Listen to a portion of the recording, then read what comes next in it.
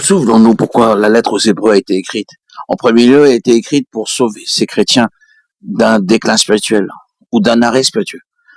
Pour diverses raisons, ils étaient tentés de se retirer. Nous nous souviendrons que ces mots paraissent dans un avertissement. S'il se retire, mon âme ne prend point plaisir en lui. Hébreux 10:38. C'est une chose terrible que d'arriver à une place où le Seigneur n'a plus de plaisir en nous, de perdre le plaisir du Seigneur. Et c'était pour empêcher ces chrétiens d'arriver à une telle position que cette lettre fut écrite. Quelques-uns de ces chrétiens étaient enclins à s'arrêter et à ne plus avancer, de sorte que leur vie spirituelle aurait été arrêtée, et qu'ils ne marcheraient plus et ne grandiraient plus. Ils seraient devenus des chrétiens tranquilles. Ce qui a été, l'est encore aujourd'hui, l'avenir ne les gouvernait en rien. Cette lettre fut donc écrite pour les sauver d'un recul ou d'un arrêt. Nous avons cependant déjà dit qu'il y avait encore une autre raison.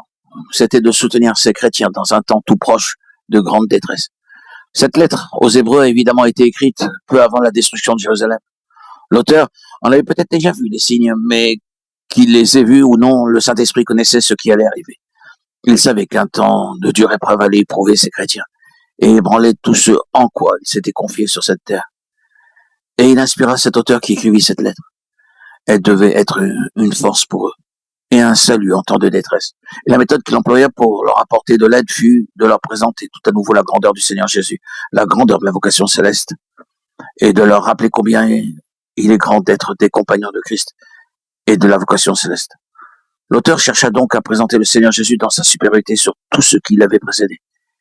Mais en le faisant, il rappela encore une autre chose, et c'est une question très intéressante. Il dit, durant tous les âges du passé, vécurent des hommes qui rencontrèrent de grandes difficultés, beaucoup de découragement et d'épreuves.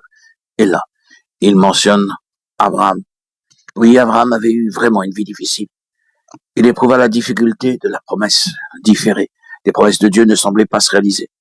Dieu resta longtemps à accomplir sa parole. Nous connaissons tous quelque chose de cette même difficulté. Nous avons hâte, et Dieu ne se hâte pas. Il semble avoir tout le temps à sa disposition. Nous sommes alors troublés. Oh, si le Seigneur voulait se hâter. Et je pense que nos prières sont souvent marquées par une parole. Seigneur, veuille le faire.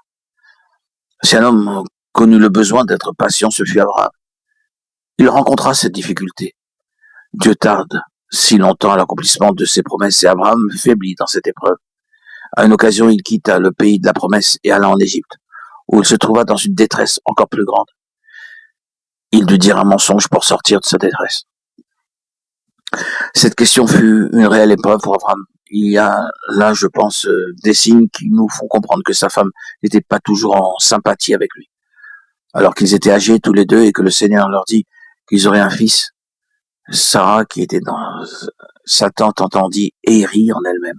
Genèse 18:12. L'Éternel en fut peiné, et Abraham dut reprendre Sarah. Nous pouvons excuser Sarah. Le chemin par lequel l'Éternel conduisait son mari était dur pour elle. Elle était incapable de voir ce qu'il voyait, ou de ressentir ce qu'il sentait. Peut-être pour cette raison-là, Abraham éprouva-t-il une certaine solitude spirituelle dans sa vie. Et en ce qui concerne ce jeune homme, Lot, qui lui causait tant de difficultés, il ne partageait certainement pas la vision d'Abraham. Sa vision était entièrement sur cette terre, ses ambitions étaient toutes dans le présent. Et nous connaissons bien son histoire, nous savons quelle écharde il était dans le côté d'Abraham. Ce fut une histoire très pénible.